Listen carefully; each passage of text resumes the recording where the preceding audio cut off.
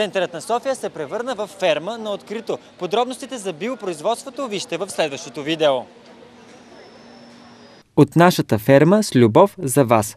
За пети път в София се проведе фермерският фестивал, който има за основна цел да представи предимствата на биологичното земеделие. По този начин символично фермерският фестивал отбелязва националният празник на Конфедерация Швейцария, който е на 1 август.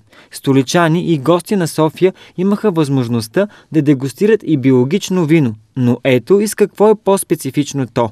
А биологично вино означава първо да не се тори с изкуствени торове, след това да не се пръска растението с изкуствени препарати, а за да те сертифицират виното, трябва да ти правят изследване на почвата, растението и накрая на виното. Боли глава след прекаляване с виното биологично? Не.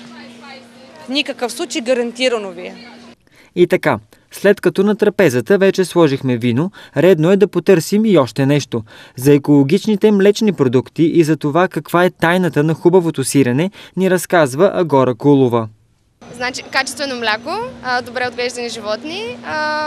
Ние го правим по стара българска рецепта и малко любов. Вече пробвахме веднъж овчето сирене, което е фантастично. Да, тук е много добро сиренето и невероятно също. Всичките неща са много хубави наистина. Малко са по-скъпи, но си заслужават. Посетителите на фестивала имаха възможността да пробват и типичните швейцарски сирена, както и алпийско сирене, правено от известният швейцарски фермер Йоаким Аншо.